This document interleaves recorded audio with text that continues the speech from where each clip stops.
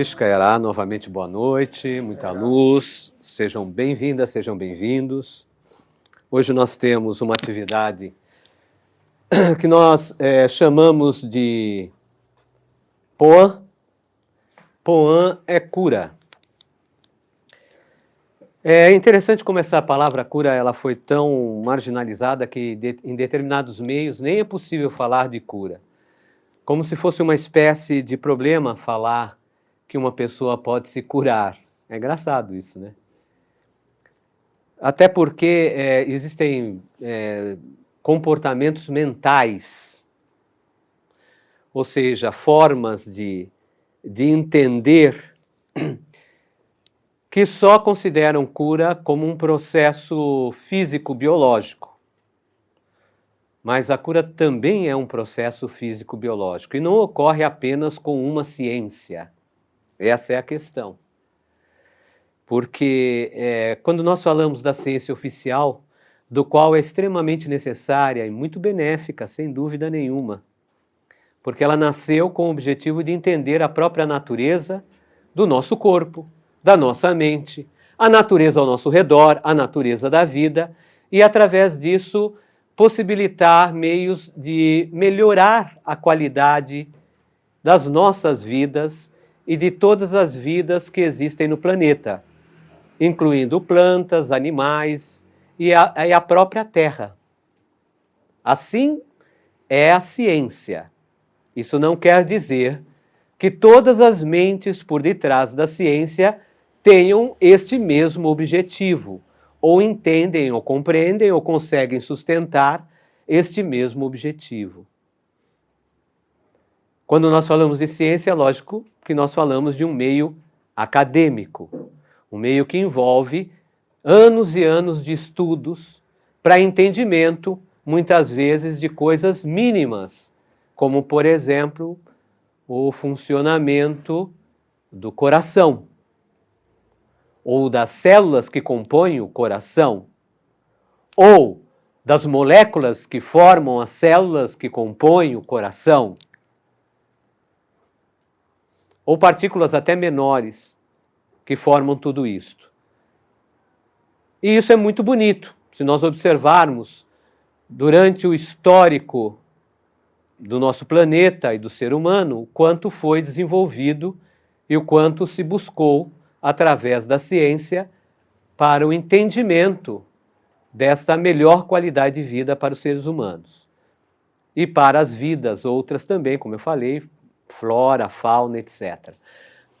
Mas mesmo assim isso não corresponde aos desejos e objetivos dos próprios humanos, porque tem aqueles que não têm claramente esse entendimento e utilizam isso como artifícios para outras situações, desejos pessoais e acabam esquecendo o elo e ficando no eu, né?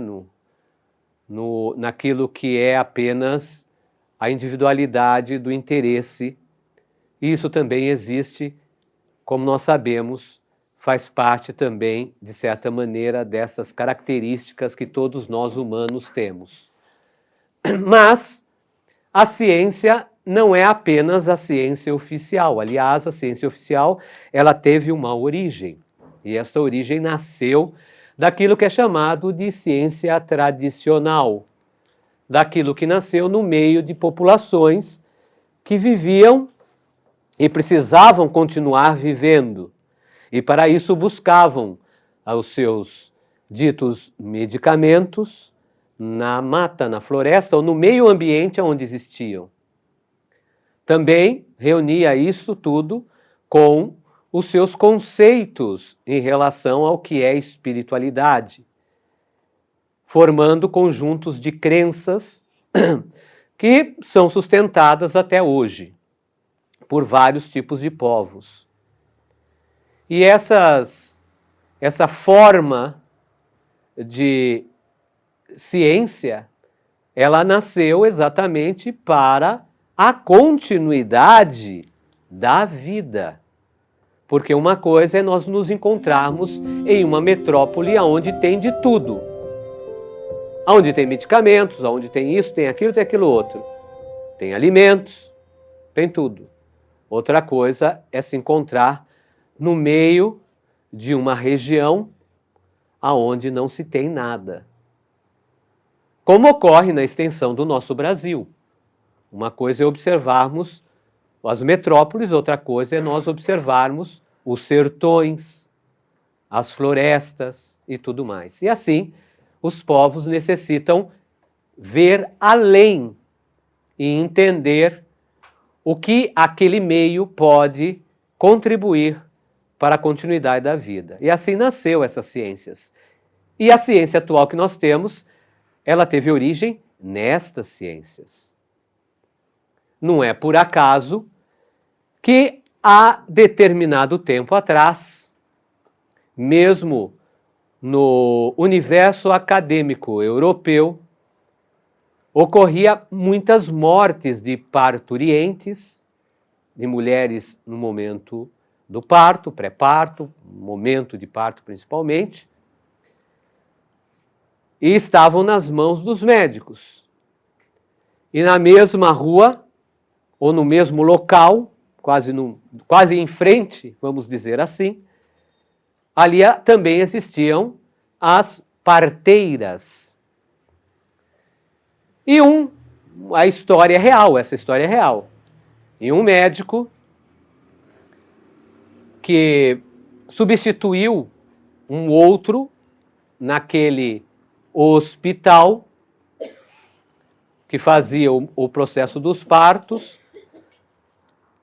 queria saber por que estavam morrendo tantas mulheres na hora do parto. E por quê? E estudando e pesquisando, e por que, do outro lado da rua, as parteiras tinham menos mortes de mulheres no parto do que eles, que eram médicos, que tinham estudo, que tinham conhecimento, que estavam, no conceito daquele tempo, avançados para aqueles ditos procedimentos tão tradicionais, limitados, antigos, ultrapassados, que as parteiras utilizavam. Mas morriam-se poucas mulheres, ou quase nada, na mão das parteiras, enquanto naquele hospital acadêmico morria-se muito. E a descoberta tão simples e tão óbvia que a partir daí, até hoje, todos fazem e necessitam fazer, era lavar as mãos. Lavar as mãos. As parteiras lavavam as mãos antes de fazer os procedimentos, enquanto, naquele tempo, os médicos não lavavam as mãos. É isso aí. Isso é fato real, que vocês podem encontrar na história real. E que deu origem a hoje a lavarem as mãos para qualquer tipo de procedimento. E veio da onde? Do tradicional, do atrasado, do mais antigo. Então, olhe como nós, seres humanos, somos ignorantes em relação ao próprio movimento da ciência da vida, a qual tanto queremos bem, tanto necessitamos, a ponto de esquecer as nossas origens e reconhecer as nossas origens. A ponto de, no momento atual, falar de cura é quase uma proibição, aonde a cura é bem mais do que o equilíbrio biológico. É o equilíbrio emocional, é o equilíbrio mental, é o equilíbrio físico e é o equilíbrio espiritual. Mas a mesma voz que cantava, rezava, pronunciava e ensinava naqueles tempos mais antigos dos ancestrais, em pontos ao redor do mundo, continuam sendo pronunciadas, sustentadas buscando agora preencher lacunas, como se o ser humano na história pulasse e formasse através desse pulo buracos aonde ele esqueceu a ponte que ligava uma coisa na outra. E é assim. Os conhecimentos tradicionais visam trazer isto, este sentido. Não é por acaso que a bisavó de muitos aqui, ou a avó de alguns, eram, ou pode até serem ainda, né? De certa maneira, sustentadoras de conhecimentos das práticas das plantas medicinais. Uma outra planta utilizava, misturada a um enredo que envolve sentimentos, emoções, senso de família e também conhecimento passado de alguma maneira de geração a geração, sustentam um pouco dessa sabedoria. Então, vocês estão participando e vivenciando de um ambiente que procura sustentar esta sabedoria. Sustentar essa voz dos mais antigos e pronunciá-las de forma que você entenda com a linguagem da atualidade, mas que resista no fortalecimento das suas origens, das quais pode fortalecer melhor a sua vida e favorecer mais o seu equilíbrio e, por que não dizer, a sua cura. Sabemos que quando uma pessoa perde a sua identidade, ela se perde. Como ela vai encontrar algo se ela está perdida? Como ela vai encontrar a cura se ela está perdida?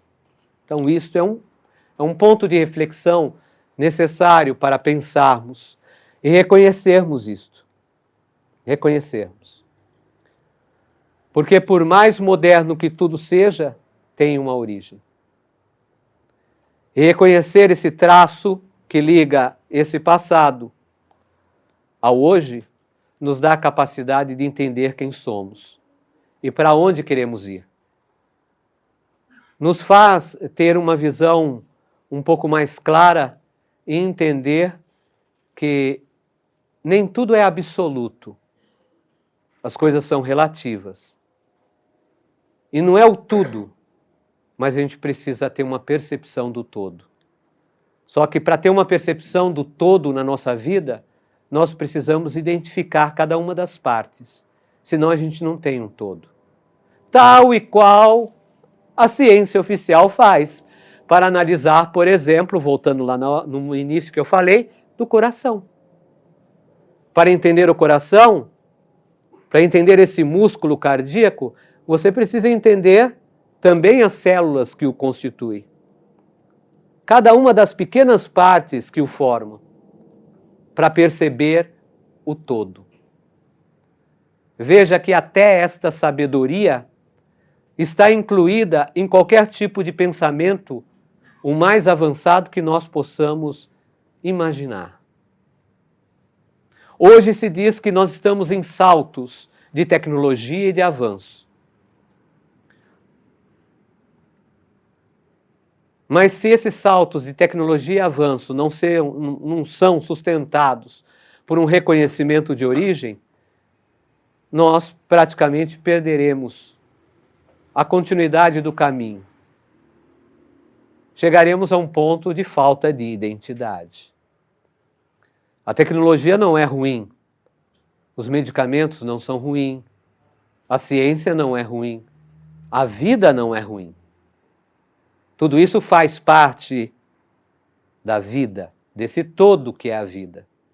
E tudo que vivemos faz parte daquilo que necessitamos viver. Mas podemos ter uma visão mais ampla em relação a isso. Muitas vezes cobrimos a nossa visão com o senso do dia a dia. Esse dia foi bom, esse dia foi ruim. Esse dia deu certo, esse dia não deu certo. Mas nós podemos ver mais além disto. Podemos entender mais além disto. Entender mais do que apenas a passagem. Perceber mais do que apenas o momento. Compreender mais do que o instante. E dessa maneira, nós teremos uma capacidade maior de brotar em nós sabedorias que parecem estar esquecidas, mas estão bem próximas. Mas precisa ter visão para ver. Tal como o pássaro vê a longa distância, visão para ver. Queremos voar alto, mas não voamos alto se não temos visão.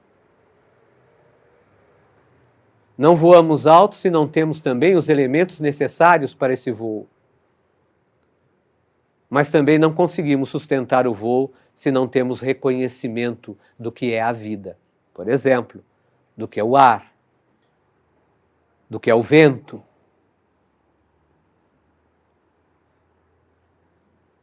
Se fala bastante de instinto. E às vezes se coloca instinto como uma coisa ruim. Para o conhecimento tradicional, o instinto não é uma coisa ruim. É uma coisa da vida. Faz parte da vida.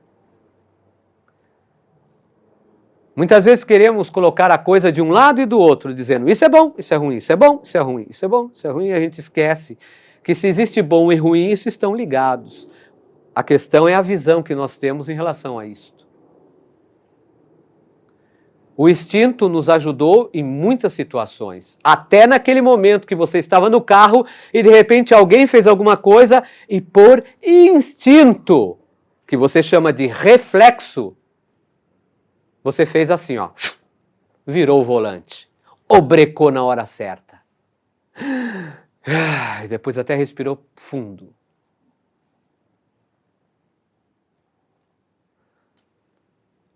Considerar algo bom ou ruim faz parte do ser humano.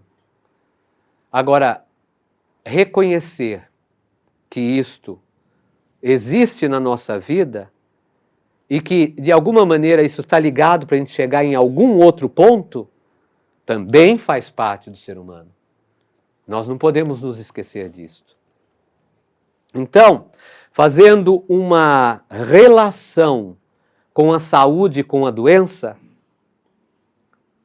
a gente coloca assim, saúde é isto, doença é isto. Quem pode dizer que existe um número, uma escala, um nível de saúde boa? Essa é a saúde. Atingiu esse nível, saudável. Isso é saúde. Ninguém. Ninguém. São traçados métodos. São traçados matematicamente escalas. São feitos desvios padrões em equipamentos até para determinar povo, quantidade de pessoas saudáveis e quantidade de pessoas doentes. Mesmo assim, isso não identifica boa saúde. Porque o meu senso de saúde é um, o seu senso de saúde é outro, o senso de saúde do outro é outro. Mesmo estando saudáveis, não sentindo mais aquela dor na coluna que sentíamos, por exemplo, a nossa saúde, ela tem as suas variações, tem as suas condições, tem os seus nuances. Então, essa questão de colocar exatamente assim, saúde e doença, muitas vezes nos limita até para a própria cura. Porque estamos sempre colocando padrões de referência quando eu estou saudável e quando eu não estou. Isso faz uma bagunça terrível em nossa mente, em nossa vida. Tem pessoas que aparentemente estão sadias, mas estão profundamente doentes. E não é só uma doença que aparece claramente e visível no organismo. Às vezes é uma emoção, um sentimento. Que lógico, que com o tempo aquilo vai somatizando, mudando as reações do organismo e materializando-se mais claramente visível em nosso organismo, em nosso centro biológico, em nosso corpo físico. Mas, até então, parece ser invisível e a pessoa está em sofrimento profundo dentro dela. Doente da alma. Essa era a palavra milenária e antiga dizendo de uma pessoa sofrendo de suas emoções. Essa pessoa está doente da alma. E essa doença da alma, ela pode ser corrigida, apaziguada, equilibrada? Sim. Sim. Esse é o objetivo. Entender ela. E através de todo esse movimento, compreender que não é uma coisa aqui e outra aqui, e sim, tudo precisa ter um encaixe adequado para produzir um estado a qual aquele ser, em sua individualidade, se sinta em equilíbrio. Porque o mais importante não é todo mundo dizendo para você, você está bem. Nessa questão, aí na sua vida, é você ser bem, sentir bem. Porque por mais que muitas pessoas podem dizer que você esteja bem, você pode não estar se sentindo bem. Então essas questões, elas são necessárias para a gente refletir para modificar o modelo que nós temos em relação à doença e saúde. E compreender que o fato de nós utilizarmos um medicamento para o resto de nossa vida não é um crime, ou um pecado, ou uma coisa ruim. É uma possibilidade de continuidade da vida, desde que nós tenhamos o reconhecimento para isso. Porque várias vezes eu já falei, a gente pega um medicamento na mão, é um medicamento feito por laboratórios. Tá bom, mas eu rezo nele. Eu pego na mão e falo que quando eu colocar na minha boca, aquilo possa fazer um efeito maior na minha vida. Seja em sintonia com o meu organismo. Eu sei que ali tem uma química que vai agir, mas eu me predisponho a aceitar esse processo. Porque o meu objetivo é o equilíbrio, não é a doença. O mesmo é feito com qualquer elemento natural, com qualquer fito, com qualquer planta, com qualquer prática. Essa é a mesma visão. Por isso, sempre em um tratamento, quando estamos na ação de tratamento, não vemos a pessoa como uma pessoa que se encontra definhando doente, mas sim como uma pessoa buscando o seu equilíbrio. Essa é a reflexão que eu queria deixar na noite de hoje para todos nós. Rishkayará, Poraneté. E você que está assistindo a esse vídeo, se você gostou, deixa aquele like, fortaleça o canal do Xamã Cientista, tá bom? Compartilhe e também, se você quiser participar das atividades espirituais que realizamos na tradição Tubacuaçu, que é aqui, certo? Da tradição e do Templo Arata em Baetaê, você tem todas as informações na descrição abaixo. É só você vir, só você participar. Rishkayará, Poraneté.